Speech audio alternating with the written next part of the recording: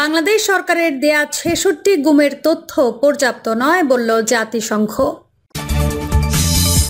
এবং সর্বশেষ জানাবো, গণতান্ত্রিক বৈধতা নেই এমন সরকারকে সমর্থন দিচ্ছে ভারত। এতক্ষণ শুনছিলেন সংবাদ শিরোনাম, এবার বিস্তারিত। বাংলাদেশ সরকারের দেয়া ৬৬ গুমের তথ্য পর্যাপ্ত নয় বলল জাতিসংঘ। বাংলাদেশ সরকারের ৬৬ গুমের বিষয়ে যে তথ্য দিয়েছে তা অপর্যাপ্ত বলে জানিয়েছে জাতিসংঘ মানবাধিকার কাউন্সিল। জাতিসংঘ মানবাধিকার কাউন্সিল বিশ্বের বিভিন্ন দেশের ওপর ৩৬ পৃষ্ঠার একটি রিপোর্ট প্রকাশ করেছে। সেখানে বাংলাদেশের ওপর প্রকাশিত রিপোর্টে উল্লেখ করা হয়েছে ২০২২ সালের ৫ই ফেব্রুয়ারি ৬৬টি গুমের ঘটনার বিষয়ে বাংলাদেশ সরকারের কাছে তথ্য চাওয়া হয়েছিল। তবে বাংলাদেশ সরকার এ বিষয়ে যে তথ্য দিয়েছে তা অপর্যাপ্ত। রিপোর্টে আরও উল্লেখ করা হয়, জাতিসংঘের মানবাধিকার কমিশনের সঙ্গে বাংলাদেশ সরকার যে সম্পৃক্ততা প্রশংসনীয়। অনেকগুলো মামলার বিষয়ে বাংলাদেশ তথ্য দিয়েছে। নিখোঁজ ব্যক্তিদের সন্ধান শুরু করার জন্য সরকার সিদ্ধান্ত নিয়েছে বলেও উল্লেখ করা হয় রিপোর্টে। পাশাপাশি অনুসন্ধান অব্যাহত রাখা ছাড়াও নিখোঁজ ব্যক্তিদের আত্মীয়দের বিরুদ্ধে প্রতিশোধ বন্ধের তাগিদ দেওয়া হয় রিপোর্টে। একই সাথে তাদের পক্ষে যারা কাজ করছে তাদের সুরক্ষা নিশ্চিতের কথাও বলা হয়েছে। রিপোর্ট তদন্তের সঙ্গে জড়িত অভিযোগকারী, আইনজীবী, সাক্ষী এবং যারা তদন্ত পরিচালনা করছেন তাদের প্রতি অবশ্যই দুর্ব্যবহার, ভয় দেখানো বা প্রতিশোধের বিরুদ্ধে তাগিদ দেওয়া হয়। গণতান্ত্রিক বৈধতা নেই এমন সরকারকে সমর্থন দিচ্ছে ভারত। বাংলাদেশে ভারতের একটি নেতিবাচক ভাবমূর্তি আছে। ভারত বাংলাদেশে এমন একটি সরকারকে সমর্থন দিচ্ছে যার গণতান্ত্রিক বৈধতা নেই। বাংলাদেশে মোট জনসংখ্যার শতকরা প্রায় ৮ হিন্দু। ভারতীয় মুসলমানদের সঙ্গে দুর্ব্যবহার বাংলাদেশে হিন্দু সংখ্যালঘুদের সঙ্গে দুর্ব্যবহারের উচ্চ আশঙ্কা সৃষ্টি করে। প্রতিবেদনের শুরুতে বলা হয়, ৭ জানুয়ারি জাতীয় সংসদ নির্বাচনের প্রস্তুতি নিচ্ছিল যখন বাংলাদেশ, তখন তার প্রতিবেশী ভারত নিয়ে দেশের ভেতরে তীব্র আলোচনা চলছিল। তখন প্রধানমন্ত্রী শেখ হাসিনা টানা ৪ মেয়াদে ক্ষমতায় আসতে চাইছেন। যেহেতু প্রধান বিরোধী দল নির্বাচন বর্জন করছে, তাই তার বিজয় অনিবার্য বলেই মনে করা হয়েছিল। বাংলাদেশ জাতীয়তাবাদী দল ও এর মিত্ররা বলছে, প্রধানমন্ত্রী শেখ হাসিনা একটি অবাধ ও সুষ্ঠু নির্বাচন দেবেন, এটা তারা বিশ্বাস করেন না। প্রধানমন্ত্রীর পদত্যাগ এবং নির্দলীয় একটি অন্তর্বর্তীকালীন সরকারের অধীনে নির্বাচন দেওয়ার দাবি করছেন তারা। কিন্তু এসব দাবি প্রত্যাখ্যান করে শেখ হাসিনা ৭ জানুয়ারি নির্বাচন ঘোষণা করে এবং এককভাবে বিজয় লাভ করে।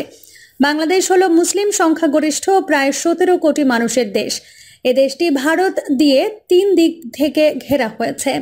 দক্ষিণ পূর্ব দিকে মিয়ানমারের সঙ্গে আছে ২৭১ কিলোমিটার দীর্ঘ সীমান্ত। ভারতের কাছে বাংলাদেশ শুধু একটি প্রতিবেশী দেশই নয়, একই সঙ্গে একটি কৌশলগত অংশীদার, একটি ঘনিষ্ঠ মিত্র এবং ভারতের উত্তর পূর্ব রাজ্যগুলোর নিরাপত্তার জন্য খুব গুরুত্বপূর্ণ। সুতরাং ভারতের নীতি নির্ধারকরা যুক্তি দেন যে ঢাকায় একটি বন্ধু প্রতিম শাসক গোষ্ঠীর প্রয়োজন দিল্লির। ১৯৯৬ সালে প্রথম নির্বাচিত হওয়ার পর থেকেই ভারতের সঙ্গে ঘনিষ্ঠ সম্পর্ক গড়ে তুলেছেন শেখ হাসিনা। এটা কোনো গোপন কথা নয় যে তিনি ক্ষমতায় ফিরুন, এটা দেখতে চায় দিল্লি। দিল্লির সঙ্গে ঢাকার ঘনিষ্ঠ সম্পর্কের পক্ষে সব সময় কথা বলেন শেখ হাসিনা। ২০২২ সালে ভারতে এক সফরের সময় তিনি বলেছেন, ভারতের সরকার, জনগণ ও সশস্ত্র বাহিনীর কথা ভোলা উচিত নয় বাংলাদেশের, কারণ তারা ১৯৭১ সালে স্বাধীনতা যুদ্ধের সময় বাংলাদেশের পাশে দাঁড়িয়েছিলেন।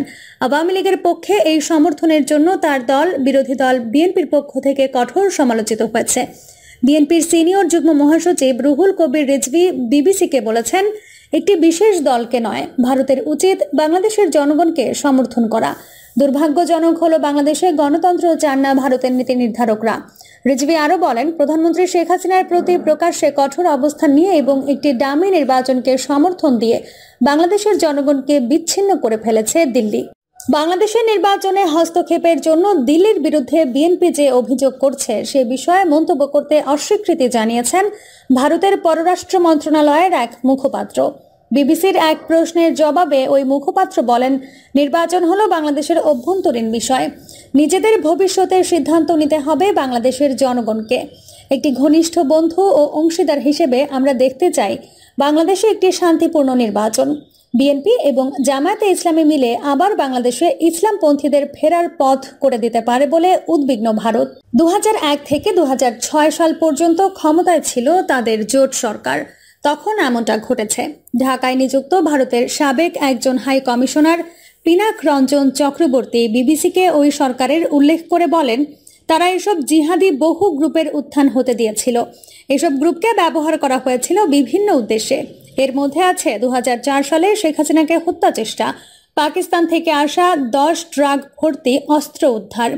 শেখ হাসিনা 2009 সালে ক্ষমতায় আসার পরই ভারতের উত্তর পূর্বাঞ্চল জাতিগত কিছু বিদ্রোহী গ্রুপের বিরুদ্ধে ব্যবস্থা নেন। তাদের কেউ কেউ বাংলাদেশে অবস্থান করে কর্মকাণ্ড পরিচালনা করছিলেন। এসব পদক্ষেপের কারণে দিল্লির প্রিয় পাত্র হয়ে ওঠেন শেখ হাসিনা। ভারত ও বাংলাদেশের মধ্যে আছে অভিন্ন সংস্কৃতি, জাতি এবং ভাষাগত সম্পর্ক। 1971 সালে স্বাধীনতা যোদ্ধাদের সমর্থনে সেনা পাঠিয়ে পাকিস্তানের কাছ থেকে বাংলাদেশকে স্বাধীন করতে গুরুত্বপূর্ণ ভূমিকা পালন করেছিল দিল্লি।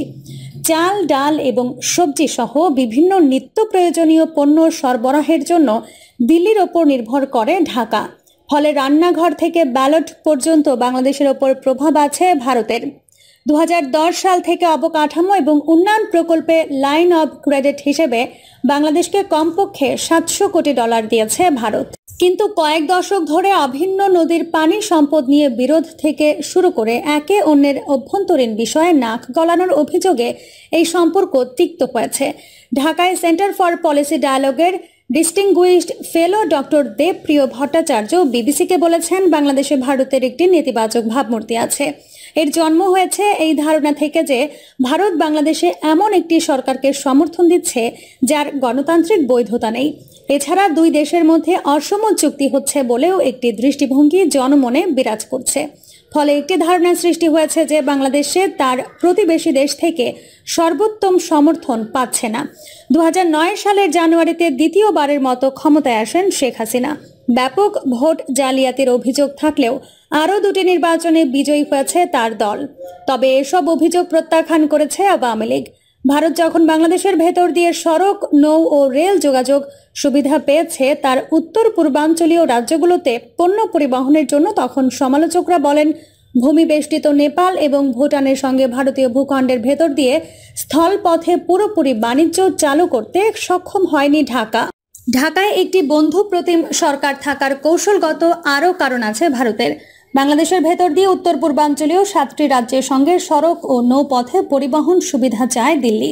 এখন ভারতের মূল ভূখণ্ড থেকে তার চিকেন নেক নামের 20 কিলোমিটার করিডোর, যা নেপাল, বাংলাদেশ ও ভুটানের মধ্য দিয়ে অতিবাহিত হয়েছে। সেই পথে উত্তর পূর্বাঞ্চলীয় রাজ্যগুলোর সঙ্গে সড়ক ও রেল সংযোগ আছে। ভারতের কর্মকর্তাদের মধ্যে ভীতি কাজ করে যে যদি তার প্রতিদ্বন্দ্বী চীনের সঙ্গে বড় ধরনের কোনো যুদ্ধ শুরু হয়ে যায়, তাহলে এই করিডোর কৌশলগতভাবে ঝুঁকিপূর্ণ হয়ে উঠবে। মানবাধিকার লঙ্ঘন ও বিচার বহির্ভূত হত্যাকাণ্ডের অভিযোগে বাংলাদেশি কিছু কর্মকর্তার বিরুদ্ধে পশ্চিমা কিছু সরকার যখন আরও নিষেধাজ্ঞা দিতে চেয়েছে, তখন এটা বিপরীত ফল বয়ে আনবে বলে এর বিরোধিতা করছে ভারত। উপরন্তু বাংলাদেশের উপস্থিতির বিস্তার ঘটাতে উদগ্রীব চীন। ভারতের বিরুদ্ধে তারা এই অঞ্চলে আধিপত্য বিস্তারের লড়াই করছে। ভারতের সাবেক কূটনীতিক পিনাক রঞ্জন চক্রবর্তী বলেন, আমরা পশ্চিমাদেরকে এই বার্তা দিয়েছি যে যদি আপনারা শেখ হাসিনার ওপর চাপ সৃষ্টি করেন, তাহলে তিনি চীন শিবিরের দিকে অগ্রসর হবেন, যেমনটা অন্য দেশগুলো করেছে। তা হবে ভারতের জন্য একটি কৌশলগত সমস্যার কারণ। এমন পরিস্থিতিকে মোকাবিলা করার সামর্থ্য আমাদের নেই। দুই দেশের সরকারের মধ্যে ঘনিষ্ঠ সম্পর্ক থাকা সত্ত্বেও কিছু বাংলাদেশিদের মধ্যে সংশয় আছে যখন ভারত প্রসঙ্গ আসে। ঢাকার একজন সবজি ব্যবসায়ী জমির উদ্দিন বলেন, সব ক্ষেত্রে ভারত আমাদের বন্ধু আমি তা মনে করি না। আমরা মুসলিম দেশ বলে সবসময় ভারতের সঙ্গে সমস্যা হয়। তিনি আরও বলেন, প্রথমে আমাদেরকে সুরক্ষিত রাখতে হবে, তারপর অন্যদের ওপর নির্ভর করতে হবে। তা না হলে আমরা সমস্যায় পড়ব। ইসলামপন্থীরা আবার পুনর্গঠিত হওয়ার সম্ভাব্যতা নিয়ে দিল্লি যখন উদ্বিগ্ন, তখন বহু বাংলাদেশি সীমান্ত জুড়ে যেসব ঘটনা ঘটে তা নিয়ে উদ্বিগ্ন। অধিকার বিষয়ক গ্রুপগুলো বলছে, ভারতে 2014 সালে হিন্দুত্ববাদী ভারতীয় জনতা পার্টি ক্ষমতায় আসার পর থেকে ধর্মীয় সংখ্যালঘু, বিশেষ করে মুসলিমদের বিরুদ্ধে বৈষম্য বৃদ্ধি পেয়েছে। তবে এ অভিযোগ অস্বীকার করে বিজেপি। ভারতীয় রাজনীতিকরা বাংলাদেশে কথিত অনুপ্রবেশকারীদের প্রসঙ্গে উত্থাপন করেন। এই ক্ষেত্রে তারা বাংলাদেশি অবৈধ অভিবাসী শব্দ ব্যবহার করেন। এটা ব্যবহার করা হয় বাঙালি মুসলিমদের বোঝাতে, যারা আসাম ও পশ্চিমবঙ্গের মধ্যে রাজ্যগুলোতে বসবাস করছেন। ডক্টর দেবপ্রিয় ভট্টাচার্য বলেন, ভারতীয় মুসলমানদের সঙ্গে দুর্ব্যবহার বাংলাদেশে হিন্দু সংখ্যালঘুদের সঙ্গে দুর্ব্যবহারের উচ্চ আশঙ্কা সৃষ্টি করে। বাংলাদেশের মোট জনসংখ্যার শতকরা প্রায় 8 ভাগ হিন্দু। প্রিয় দর্শক, এই ছিল এখনকার সর্বশেষ সংবাদ। আপডেট সব সংবাদ পেতে চ্যানেলটি সাবস্ক্রাইব করে বেল আইকনটি ক্লিক করে রাখুন।